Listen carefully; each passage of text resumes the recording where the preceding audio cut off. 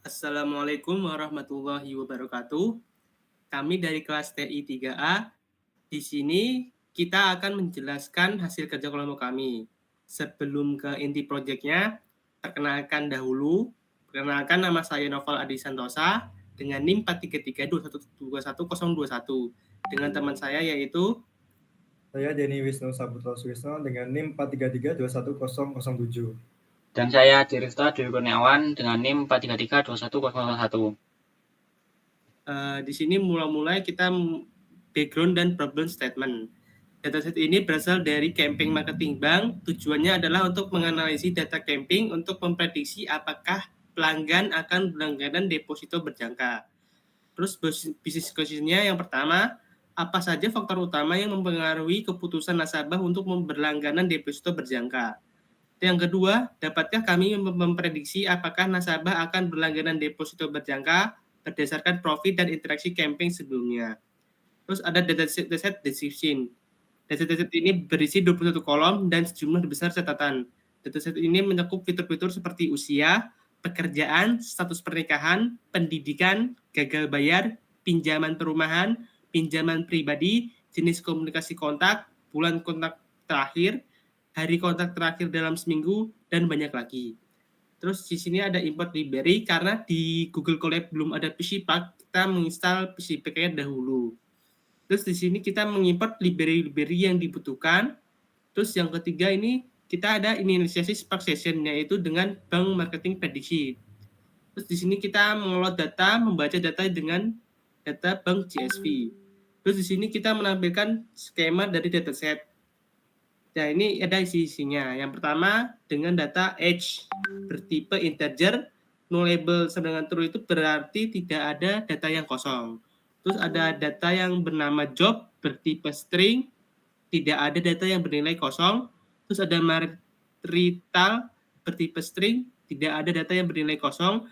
Ada education bertipe string, tidak ada data yang bernilai kosong. Ada default bertipe string, tidak ada data yang bernilai kosong. Ada housing bertipe string, tidak ada data bernilai kosong. Ada loan bertipe string, tidak ada data bernilai kosong. Ada kontak bertipe string, tidak ada data bernilai kosong. Ada mon bertipe string, tidak ada data yang bernilai kosong. Ada day of week bertipe string, tidak ada data yang bernilai kosong. Ada duration bertipe integer, tidak ada data bernilai kosong. Ada campaign bertipe integer, tidak ada data bernilai kosong. Ada paydays bertipe integer, tidak ada data bernilai kosong. Ada previous bertipe integer, tidak ada data bernilai kosong. Ada putom bertipe string, tidak ada data bernilai kosong. Ada emp var red bertipe double, tidak ada data bernilai kosong. Ada conscript idx bertipe double, tidak ada data bernilai kosong. Ada const of idx bertipe double, tidak ada data bernilai kosong. Ada earworm bertipe double, tidak ada data bernilai kosong. And employed bertipe double, tidak ada data bernilai kosong. Dan terakhir y, yaitu bertipe integer, tidak ada nilai tidak ada nilai bernilai kosong. Terus di sini kita akan menampilkan 5 baris data yang teratas dengan hasil sebagai berikut. Dan Lalu selanjutnya kita melakukan EDA atau Exploratory Data Analysis, di mana pertama kita mencari tahu summary statistik dari tiap variabel kita. Di sini bisa dilihat bahwa ada rata-rata, lalu ada standar deviasi minimum dan maksimum. Di sini terdapat 0 karena job ini merupakan kolom kategorikal. Lalu selanjutnya kita akan handling missing value dengan dropna. Dan selanjutnya kita akan membuat fungsi untuk transformasi dan increment, di mana kita akan menggunakan fitur-fitur dari dataset kita. Lalu kita akan melakukan assembler dan scaler. Selanjutnya kita akan melakukan visualisasi data untuk mencari distribusi variabel target dan distribusi umur. Di sini bisa dilihat bahwa distribusi dari kolom Y atau target kebanyakan atau banyak yang bernilai 0. Di sini terdapat imbalance data untuk variabel target, di mana nilai 1 itu selisihnya sangat jauh dengan nilai 0 untuk jumlahnya. Lalu untuk distribusi umur bisa dilihat bahwa dalam dataset kita rentang umurnya di antara 20 sampai 60 tahun, di mana rata-rata nilai tertinggi di usia 30-an tahun. Maksudnya kita akan mencari korelasi antar fitur dengan kolom numerik. Di sini bisa dilihat bahwa kolom duration dan previous memiliki korelasi tinggi dengan kolom Y, di mana kolom duration memiliki korelasi 41 dan kolom previous memiliki 23. Lalu kita akan melakukan build dan train model, di mana kita akan melakukan 70 split data dengan 70 data training dan 30 data testing dengan seednya 42.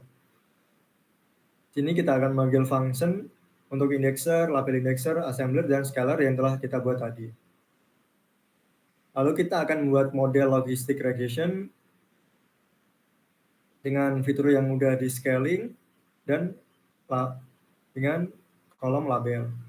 Dimana akhirnya kita akan membuat pipeline untuk tiap langkah-langkahnya, seperti start, stage, indexer, label indexer, assembler, dan modeling.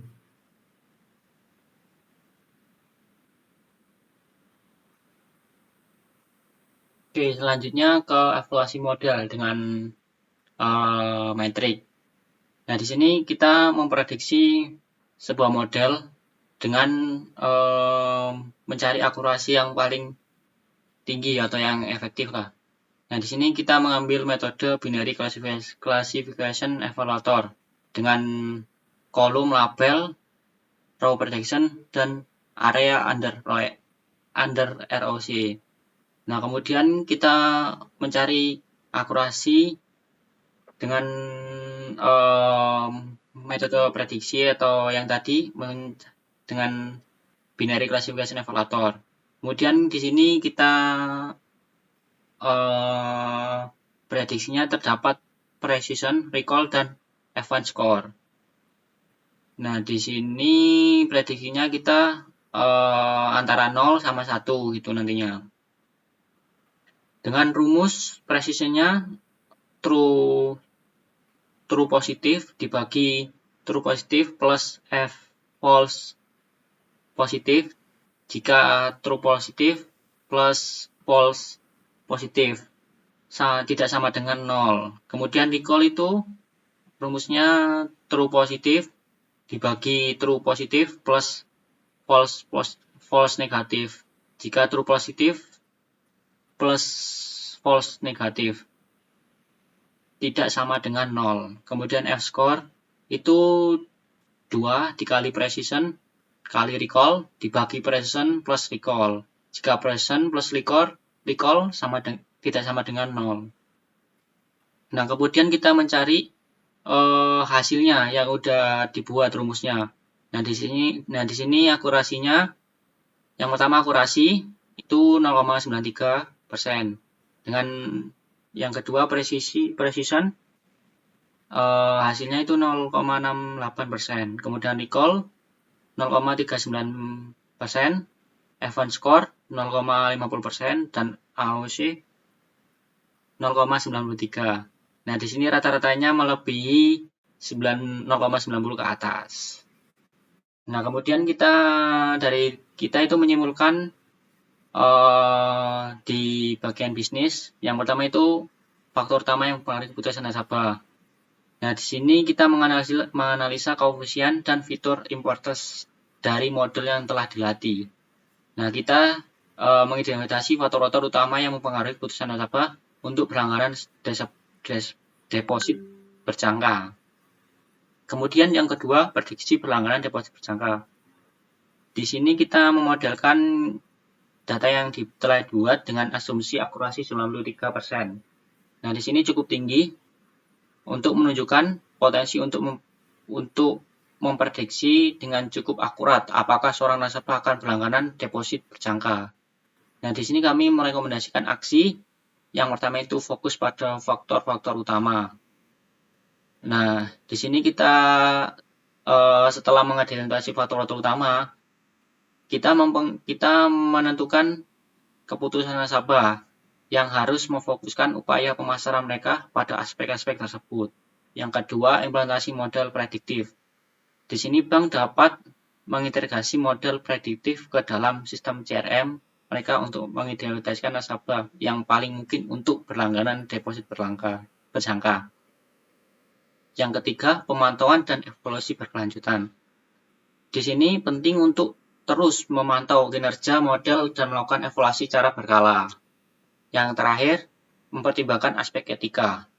Ini sangat penting untuk pengguna model prediktif untuk tidak menimbulkan bias atau diskriminasi terhadap kelompok nasabah tertentu. Nah, di sini sangat transparan dan akuntabilitas sangat penting dalam penggunaan teknologi AI dalam pengambilan keputusan bisnis. Nah, di sini kita sudah menentukan kesimpulan dan rekomendasi. Sekian dari kelompok kami. Saya kembalikan ke Naufal. Oke, cukup sekian dari kelompok kami. Kurang lebihnya mohon maaf bila ada tutur kata yang salah. Wassalamualaikum warahmatullahi wabarakatuh. Waalaikumsalam warahmatullahi wabarakatuh.